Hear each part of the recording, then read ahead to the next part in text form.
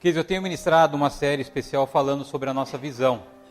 Na primeira ministração nós falamos sobre o amar a Deus, na segunda ministração nós falamos sobre amar as pessoas e hoje eu vou falar sobre servir ao próximo. E assim eu fecho uma série de 3 ministrações especialmente voltadas para o processo de crescimento da nossa igreja. Lembrando que eu amo a Deus quando eu estou aqui na igreja louvando e adorando a Deus. Eu amo as pessoas quando eu estou no PG, por isso é importante a gente estar num pequeno grupo. E eu ganho maturidade no meu caminhar espiritual quando eu passo a entender de que a minha vida precisa fazer diferença na vida das pessoas e eu decido servir ao próximo. Quando eu estou servindo ao próximo, eu estou servindo a Deus. E aqui, nesse ponto, querido, está o auge. É onde nós temos o crescimento, é quando nós servimos a Deus, quando nós servimos ao próximo. Eu vi a preocupação dos líderes em estudar a palavra, em meditar na palavra, se aprofundar na palavra, se preparando para conduzir uma reunião do PG.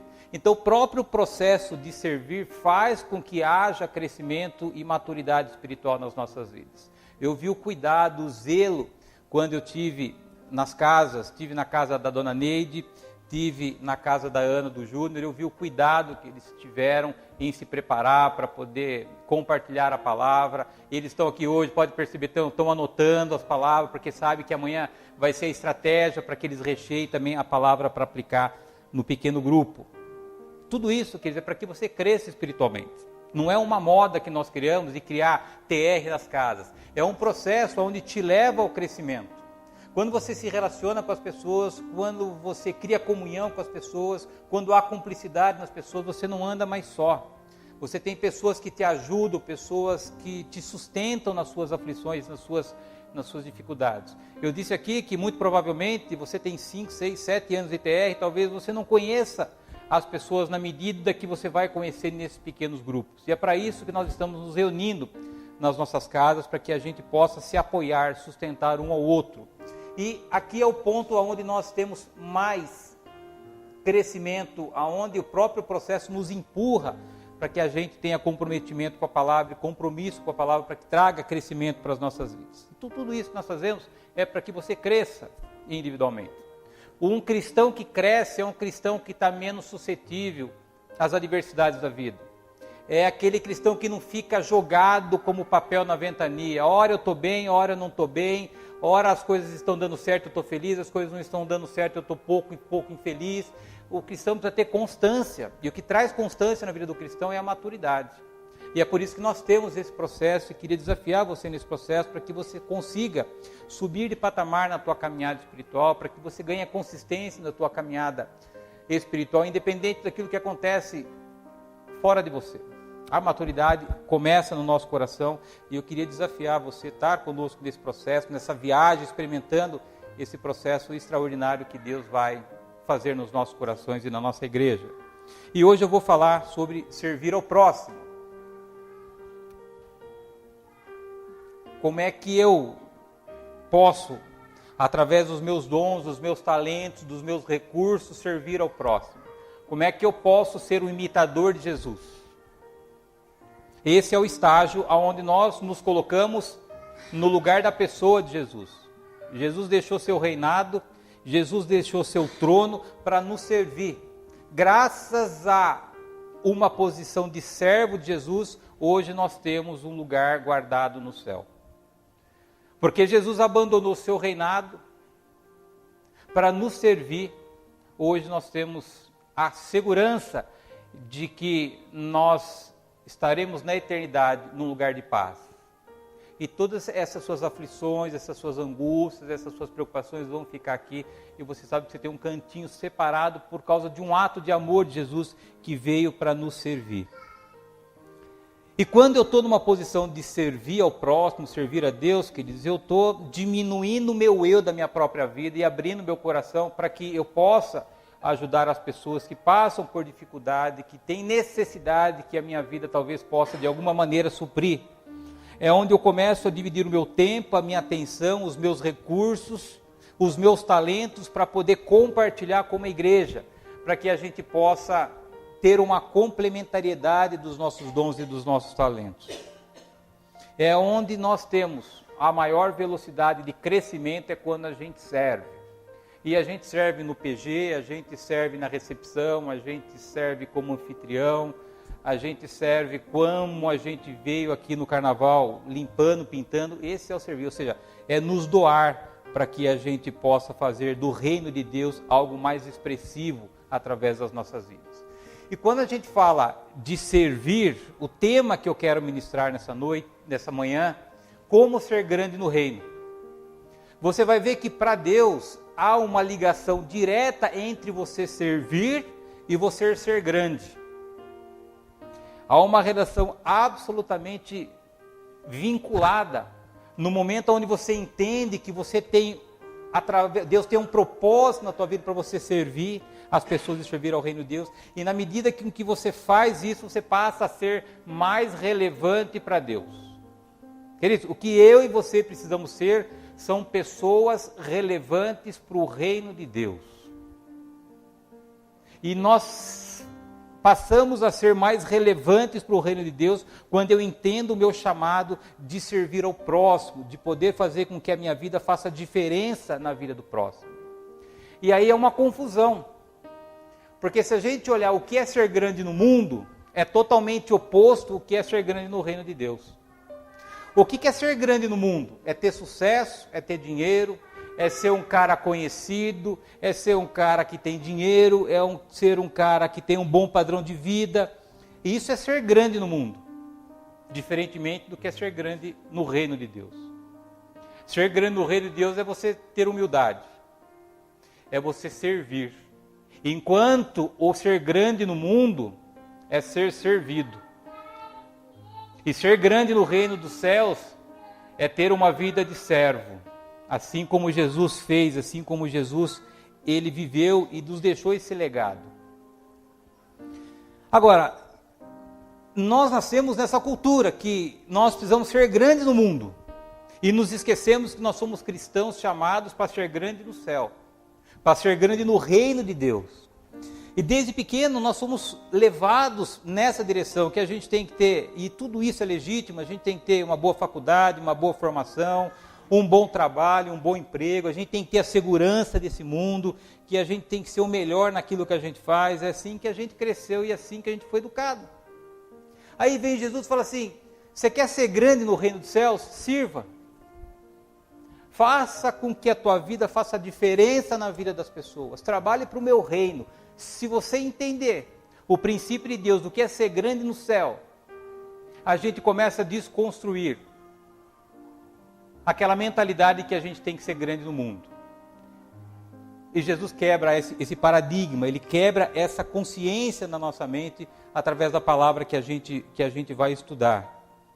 Queridos, ainda que eu e você tenhamos crescido nessa cultura, nós precisamos entender de que nós não somos mais desse mundo, que nós somos moradores do céu, que hoje nós estamos assentados com Cristo nas regiões celestiais e Cristo Jesus. E isso tem que fazer sentido na nossa mente.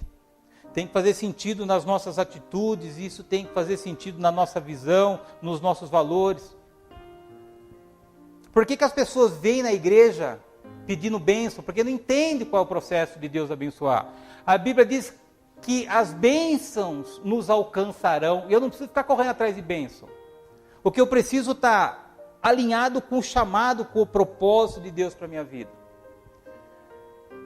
Não faz sentido eu continuar buscando na terra as mesmas coisas que eu buscava antes de Jesus.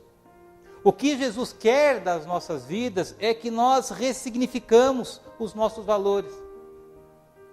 Você acha que Deus não tem aquilo que você precisa? Você acha que há algo na tua vida que é impossível para Deus? Não, querido. Talvez a gente esteja fora de sintonia.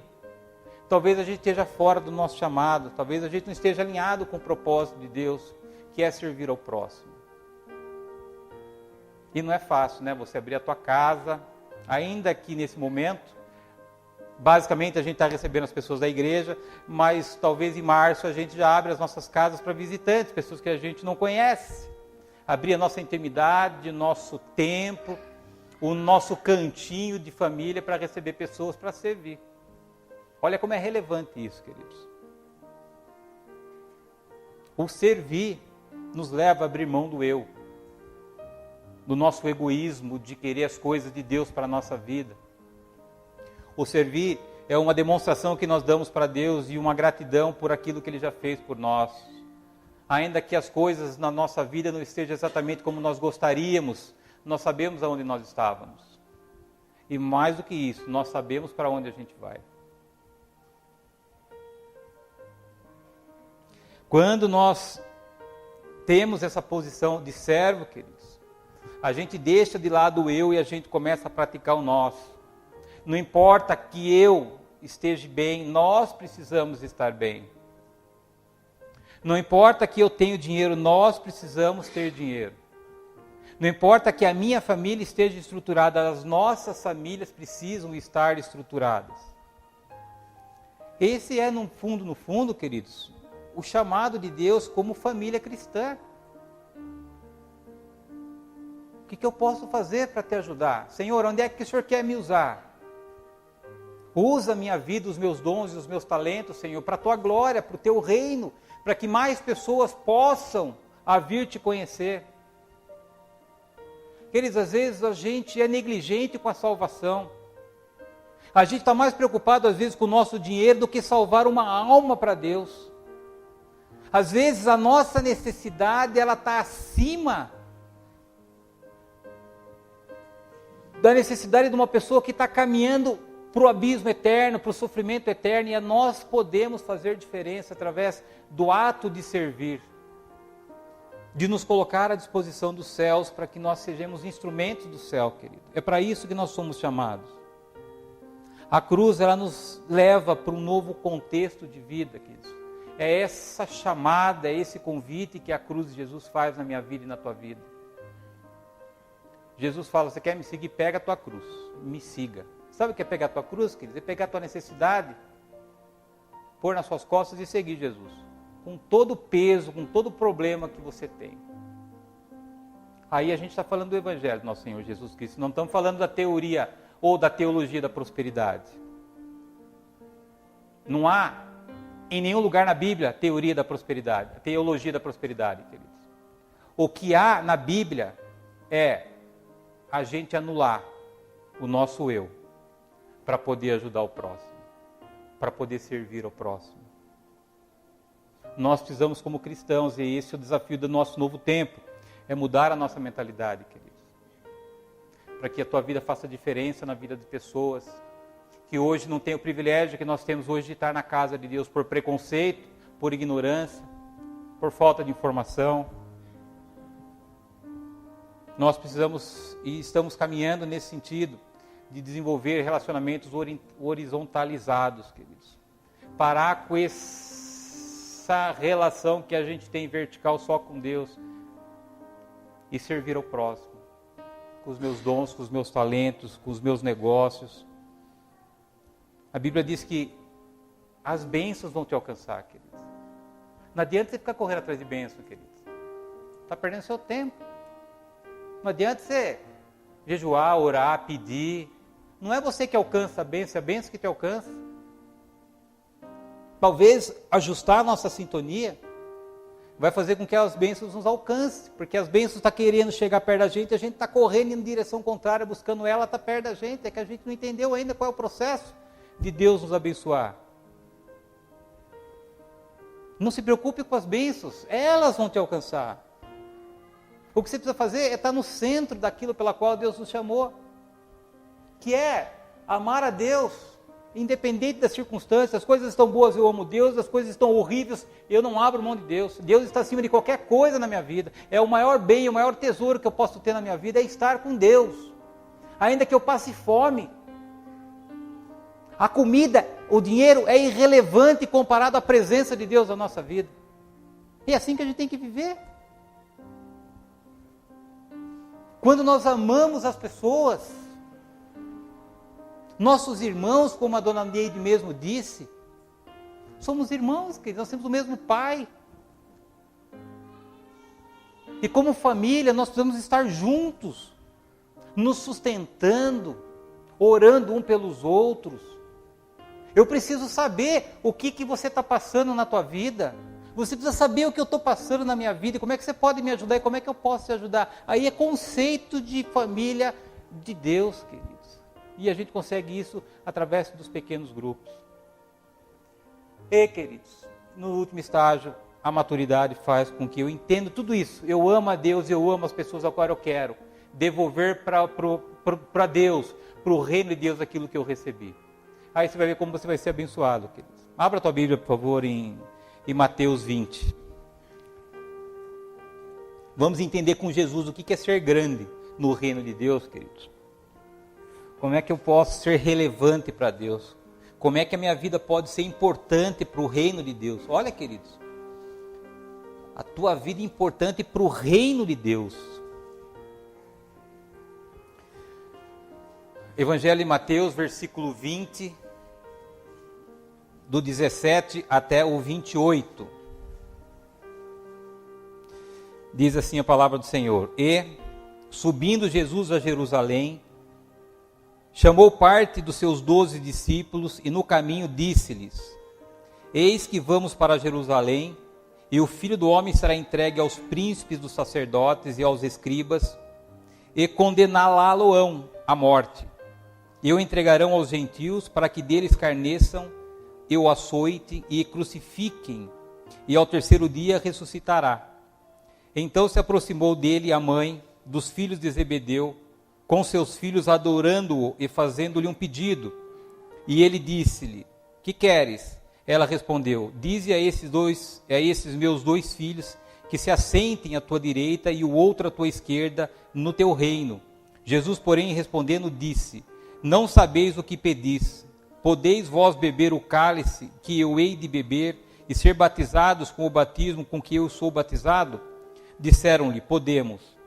E disse-lhes ele: Na verdade bebereis o meu cálice, mas o assentar-se à minha direita ou à minha esquerda não pertence dá-lo, mas é para aqueles para quem o meu Pai tem preparado. E quando os 10 ouviram isso, indignaram-se contra os 2 irmãos. Então Jesus, chamando-os para junto de si, disse: Bem sabeis que pelos príncipes dos gentios são esses dominados e que os grandes exercem autoridade sobre eles. Não será assim entre vós, mas todo aquele que quiser entre vós fazer-se grande, que seja vosso serviçal. E qualquer que entre vós quiser ser o primeiro, que seja o vosso servo. Bem como o Filho do Homem não veio para ser servido, mas para servir e para dar a vida em resgate de muitos. Queridos, Jesus chama os seus discípulos e por tabela vem uma mãe. E Jesus está dizendo tudo o que ia acontecer. Eles iam para Jerusalém e Jesus já estava reforçando ou dizendo de novo aquilo que ia acontecer com ele. E ele diz que ele ia ser humilhado, que ele ia ser desprezado, que ele ia morrer, que ele ia para a cruz. Essa era a mensagem que Jesus estava passando para os 12. Aí vem uma mãe desapercebida, fala assim: Senhor, está aqui meu filho Tiago, está aqui meu filho João. O Senhor não pode, lá no reino de Deus, colocar um de cada lado do Senhor? Ela não se preocupou com aquilo que Jesus ia passar, com aquilo que Jesus ia viver. Ela olhou para os seus filhos e disse: Mestre, coloca os meus filhos um de cada lado. Ou seja, coloca a situação de honra na vida dos meus filhos. Quer dizer, eles não estavam entendendo nada daquilo que Jesus estava dizendo para eles. Pensou no eu. A mãe em amor legitimamente dizendo, mas ela não olhou para a missão de Jesus. Ela se preocupou com os seus 2 filhos. E aí Jesus, tentando esclarecer essa conversa toda, ele começa a questionar. Então do 17 ao 19 ele está dizendo o que vai acontecer com ele, que ele vai morrer, que as pessoas vão maltratá-lo, que as pessoas vão crucificá-lo. Do 20 a 21 a mãe se mostra preocupada com os filhos, para colocá-los ele no lugar de honra, porque quando você coloca a direita e a esquerda, você está colocando as pessoas no lugar de honra. No 22, Jesus pergunta para Tiago e pergunta para João: vocês são capazes de tomar do meu cálice? Eles dizem sim, e Jesus sabia que não, porque todo mundo abandonou Jesus. No 24 a gente vê um confronto, uma saia justa entre os 10 e os 2. Os 10 olharam para os 2 assim, você quer glória? E você percebe que todas as vezes, queridos, que a gente, no nosso caminhar, a gente traz uma pitada de soberba, a gente traz e gera confusão com quem está do nosso lado. E no finalmente, do 25 até o 28, Jesus fala, o que é ser grande? Você quer ficar do meu lado? Sirva. Você quer ter uma vida parecida com a minha vida no céu? Seja servo das pessoas. E ele diz assim no 25, bem sabeis que pelos príncipes dos gentios são esses dominados e que os grandes exercem autoridade sobre eles. Os grandes exercem autoridade sobre eles. E ele diz assim no 26, não será assim entre vós, mas todo aquele que quiser entre vós fazer-se grande, seja primeiro servo. E qualquer que entre vós quiser ser o primeiro, seja servo.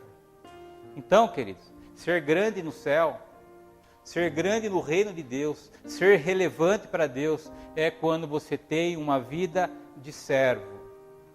Quando você serve ao reino dos céus, quando você serve ao próximo, você está sendo grande. E Jesus estava dizendo da sua própria vida, e eles não tinham entendido isso ainda. Porque no 28 Jesus diz assim, bem como o Filho do Homem não veio para ser servido, mas para servir e dar sua vida em resgate de muitos. Enquanto a mãe de João, a mãe de Tiago, estava preocupada com seus filhos, Jesus veio com um discurso de humildade. Jesus fala de servir, de ser humilde, de abrir mão da própria vida para servir ao próximo, assim como ele fez. E ele diz que eu entreguei a minha vida pelo resgate de muitos. Queridos, vamos deixar o fanatismo de lado. Sabe por que aquelas pessoas fanáticas, elas colocam bombas em torno do seu corpo e elas se suicidam, queridos? Pelo amor que ela tem para o Deus dela. Vamos deixar de lado o fanatismo, né? Se isso é certo ou errado. Mas ela sabe para onde elas vão. Por isso que elas não estão preocupadas com a sua própria vida. Elas não estão preocupadas com aquilo que vai acontecer, se ela vai sentir dor, se ela não vai viver amanhã. Ela sabe que ela tem um lugar separado no reino do Deus dela. E ela abre mão da sua própria vida para poder fazer aquilo pela qual ela, na consciência dela, foi chamada. Essa fé, queridos, é essa visão de vida. Eu não quero que você se exploda, né? Mas é esse coração alicerçado em Deus, queridos, e que Ele te sustenta. E se você morrer hoje, você vai estar melhor do que você está hoje.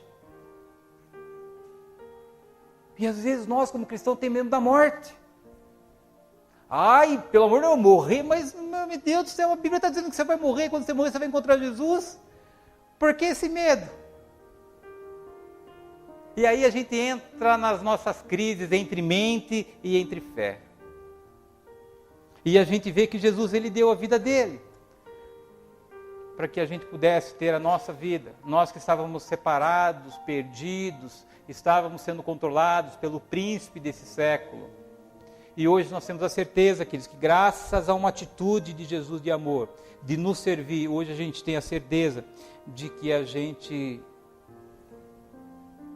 um dia nós vamos embora e tudo vai ficar aqui. Então, enquanto a mãe de Tiago e João estava preocupado com eles, Jesus diz assim, você quer ser grande? Me sirva. Você quer ser o primeiro nessa terra? Me sirva. Quer assentar do meu lado? Me sirva. Vem confrontar o nosso eu, queridos. Eu, logo da minha conversão, eu tinha um desejo de ser pastor. Sabe, desejo de alma? Quero ser pastor. Desejo de alma, isso. Porque o cara prega, eu quero pregar também. E eu fui entender, queridos, isso é título. Não serve para nada. Aí a gente vai crescendo, a gente vai amadurecendo, eu cheguei à conclusão que eu quero ser aquilo que Deus me chama para ser. Eu quero servir as pessoas. Eu quero ajudar as pessoas. Eu quero compartilhar aquilo que Deus fez e tem feito e vai fazer na minha vida para que pessoas possam ter as experiências que eu tive com Deus. Título, queridos, não serve para nada. Então, eu não sei o que você carrega no teu coração como vontade para o teu ministério, mas não se preocupe. Você já tem um chamado. Você já foi separado, queridos, para fazer a obra de Deus. A tua preocupação é atingir um grau de maturidade, e quando você atingir o grau de maturidade, Deus vai revelar no teu coração qual é o propósito que Ele tem através da tua vida. Agora, eu só consigo fazer isso quando eu tenho maturidade. E uma das demonstrações da minha maturidade é quando eu sirvo ao reino de Deus, quando eu sirvo a Deus. E eu posso servir a Deus, servir as pessoas, queridos, ser relevantes para Deus. Por exemplo, trabalhando na igreja. Tanto trabalho a gente tem aqui, tantas coisas que a gente não faz ainda por falta de braço. Estava falando para mim e para o Wagner, né, esse desafio de PGs, né, acabou a nossa semana. Eu estou na igreja de segunda a segunda. Se eu não estou visitando PG, eu estou pregando. Se eu não estou pregando, eu estou atendendo gente. Se eu não estou atendendo gente, eu estou libertando gente. Acabou a minha vida. E nós tínhamos essa consciência, eu e o Wagner. Porque o PG ele vem para descongestionar a igreja. Mas no primeiro momento, traz um peso nas minhas costas, nas costas do Wagner, porque a gente tem que estar junto.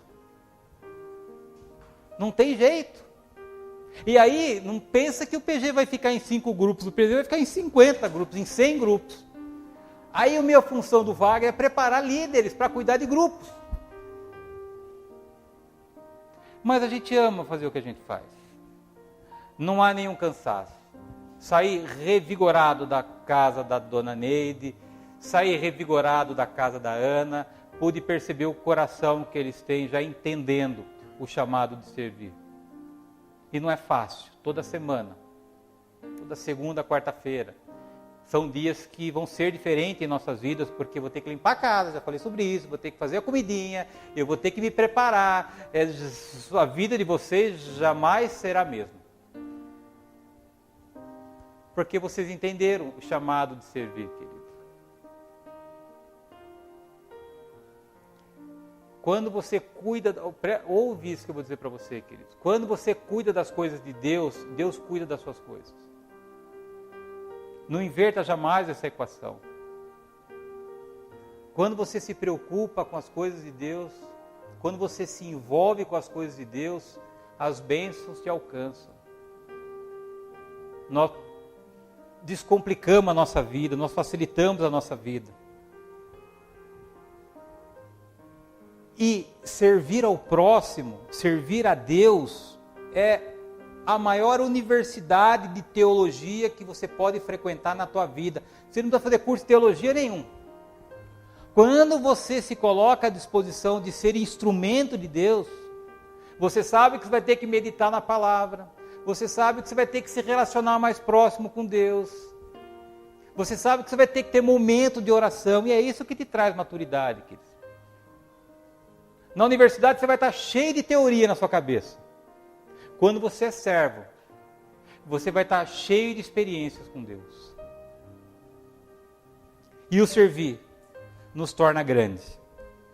E é por isso que esse processo de crescimento da nossa igreja, queridos, você vai ser levado, incentivado, motivado a amar a Deus, estando na igreja, a amar as pessoas, estando num PG, e servir ao próximo. Que é quando eu entendo de que há pessoas que precisam da minha vida para poder muitas vezes se encontrar na sua própria vida. A Bíblia diz que nós devemos ajuntar tesouros nos céus, não na terra. E a gente vive querendo ajuntar tesouro na terra. A gente vive querendo ser grande na terra.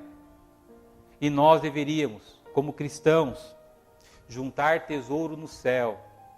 E nos preocupar em nos tornar grande no céu, grande no reino de Deus. E eu faço isso, servindo.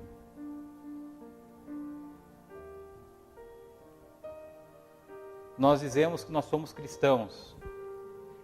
Cristão significa pequeno Cristo.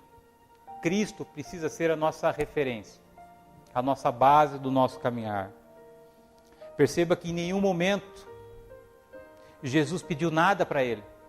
Em todas as orações que Jesus fazia para Deus, ainda no Getsêmani, ele falou: Senhor, se der para o Senhor me tirar fora dessa, o Senhor me tira, mas se não, que seja feita a tua vontade. Jesus tinha uma vida de entrega, de servir as pessoas. E é por isso que a gente está aqui hoje. Por causa de Jesus, por causa dos seus discípulos e por causa dessas pessoas que falaram do amor de Jesus para você. Graças a um ato de servidão de Jesus, hoje a gente está numa igreja com a certeza de que a gente vai passar a eternidade ao lado do Senhor. Chama o Bruno aqui, Bruninho, por favor. Queridos, a minha oração para Deus essa manhã é que Ele nos ajude nesse nosso caminhar, queridos. Que haja um despertar no teu coração, de você colocar a sua vida à disposição do céu. Olha como você é importante, queridos. Eu não sei como é que está a tua autoestima. Eu não sei como é que está a sua confiança em você mesmo. Mas o chamado que Deus tem é para que você seja instrumento nas mãos de Deus. Do jeito que você é. Deus, Ele sabe absolutamente a tua capacidade. Talvez quando nós entendemos, queridos, quem de fato nós somos e qual é a missão que nós temos nessa terra, queridos, a gente vai deixar de querer ser grande nessa terra para querer ser grande no céu. E aí é servir. Fala: Senhor, eis-me aqui, Senhor. O que o Senhor tem? Assim como Deus chamou Moisés. Moisés, eis-me aqui, Senhor. Você já disse isso para o Senhor, queridos? Eis-me aqui, Senhor. Usa a minha vida, a minha casa, usa o meu dinheiro, usa os meus dons, os meus talentos para o Senhor. E você vai ver, queridos, o quanto isso vai trazer crescimento para você. E tudo isso que te traz hoje, preocupação, insegurança, não tem mais valor na tua vida. Enquanto a gente não soltar essas coisas que nos aprisionam, essas coisas que nos entristecem, essas coisas que trazem insegurança para nós. Porque o que a gente busca, querido? Ser grande. Independente do tamanho, da altura. Mas o que no fundo, o que a gente quer ter segurança, a gente quer a nossa vida em ordem, a gente quer ter tudo controlado, a gente quer ser grande na nossa vida. E Jesus falou assim: larga tudo isso, querido. Não ajunte tesouro na terra, junte tesouro no céu, onde a traça e o ferrugem não comprometem as tuas riquezas. Pedir para você ficar de pé, por favor. Nós vamos louvar e adorar ao Senhor.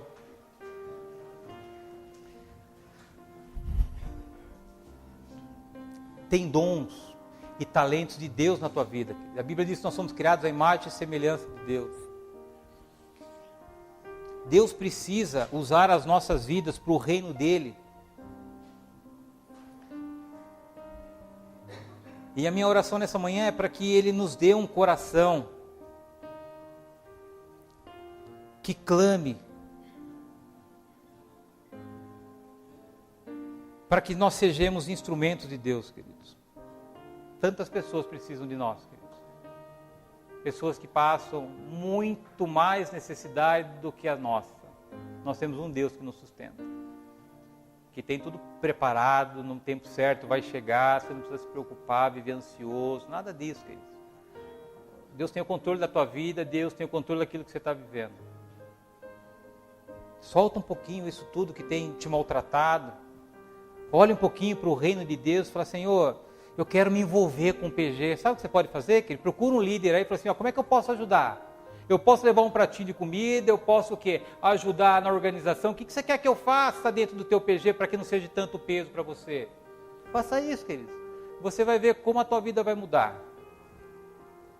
Como você vai encontrar um sentido maior da tua vida do que o sentido que você tem tentado encontrar nas coisas dessa terra. Queridos. Esse é o convite de Jesus para a minha vida e para a tua vida nessa manhã.